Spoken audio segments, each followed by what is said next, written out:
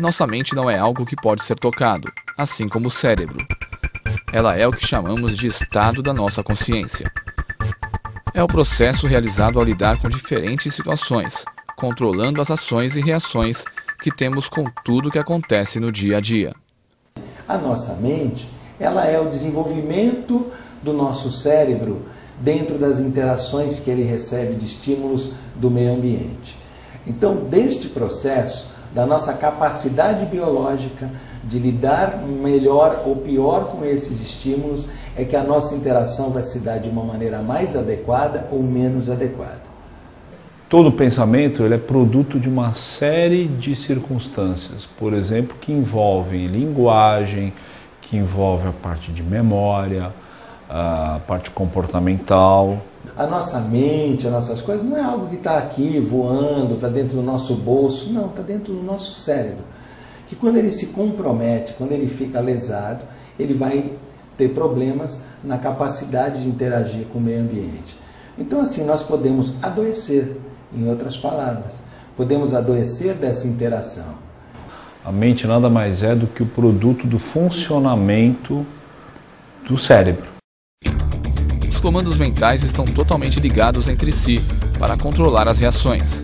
Mas quando uma situação se torna maior do que o ser humano está sendo capaz de lidar, as partes do nosso cérebro que exigem o raciocínio, concentração e autocontrole são estimuladas, aumentando o ritmo cardíaco, a pressão arterial e o fluxo de sangue para os músculos. Através das conexões cerebrais é lançado um sinal, vamos dizer assim, que na realidade é um sinal elétrico, que ativa áreas no tronco cerebral, que é a parte mais baixa do cérebro, que vai influenciar as respostas no organismo, no corpo. E se esse arma-desarma acontece várias vezes ao dia, acumulam-se cargas energéticas no nosso corpo, gerando dores, transtornos da mente e, a longo prazo, as doenças psicossomáticas. As doenças psicossomáticas, elas não têm uma área cerebral que determina uma lesão aqui vai dar isso. Como, por exemplo, algumas outras doenças de Parkinson, os derrames, ali é fácil, você sabe que estrutura que está lesada. As doenças psíquicas, psicossomáticas, elas têm uma série de fatores que não guardam relação com uma estrutura específica. As doenças que vêm desse processo de agressão do meio ambiente, tirando aquelas que são muito específicas de cada um, elas são, se a gente pegar no campo mais genérico, a gente tem hipertensões, a gente tem diabetes. Essas doenças têm, a princípio, a causa mental. A falta de controle da mente por um determinado problema vivenciado pode trazer consequências negativas ao corpo e um ciclo vicioso de sintomas prejudiciais à saúde. Você tem um cansaço imenso, ou você tem enjoo, você tem gastrite, uma série de coisas. Seu corpo está sentindo. Aí você vai ao médico, faz uma série de exames, uma bateria de exames, vem os resultados. Aí o médico diz, você não tem nada, isso é psicológico. Dizendo que é psicológico, dá a impressão assim, você está criando a coisa, né? Mas não é bem assim. Seu corpo está respondendo a uma situação aversiva. A gente fala isso para as pessoas. Ah, você não tem cara de deprimida, não. Pô, uma mulher bonita dessa, jovem, pô, todo mundo gosta de você, todo mundo afim de ficar com você e você aí deprimida. A gente trata assim as doenças psiquiátricas, o que é uma coisa muito ruim. Está com medo porque, pô, parece bobo, vai lá e faz. Se essa pessoa tem uma fobia, se essa pessoa tem uma depressão, doença, a gente não vai resolver botando ela no fogo.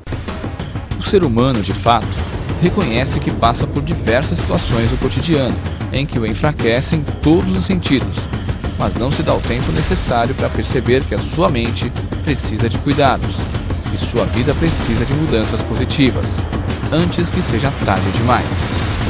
Você tem que mandar a mensagem para o seu cérebro de que você tem recurso, que você tem como arrumar isso. Por exemplo, eu estou desesperado, meu coração está batendo porque eu tenho minha conta para pagar amanhã e eu não tenho dinheiro. Se você continuar nesse autorrelato terrível, a tendência é você piorar e depois chega à noite você está passando mal, estressado, você pode até desenvolver dores no corpo. A insegurança, o medo, todas essas pressões, elas não são benéficas. E a gente precisa ver também que preço a gente quer pagar da vida para a gente manter a vida segundo uma norma que necessariamente não vem de acordo com aquilo que a gente entende, ou que a gente suporta, ou que a gente acredita. Isso acaba levando também esse estresse todo a um grau de irritabilidade que acaba excitando, dando um quadro de agitação psicomotora, faz com que as respostas sejam cada vez piores. Então vira um círculo vicioso aí, meio que o cachorro correndo atrás do rabo.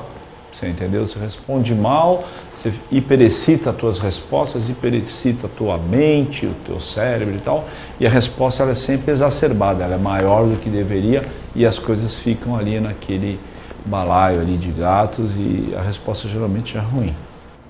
Eu acho que o equilíbrio ele sempre é uma busca que a gente deve ter. Então tudo aquilo que está sobrecarregando a gente, nós devemos estar analisando. E o ser humano precisa também construir uma alternativa para cada um pensar a sua atitude, que é sair de uma pergunta básica que nós fazemos, assim, do chamado porquê. Você está fazendo isso por quê? Porque eu tenho conta para pagar, porque isso, e porque permite milhões de respostas. E a gente caminhar um pouco no para quê. Para que eu estou fazendo isso? Para que isso me serve?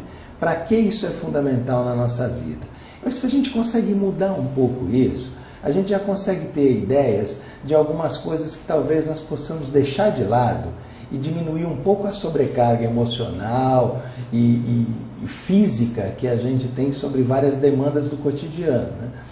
Quando se torna quase impossível tomar certas decisões e equilíbrio sozinho, deve-se buscar a melhor técnica ou tratamentos existentes para o benefício próprio.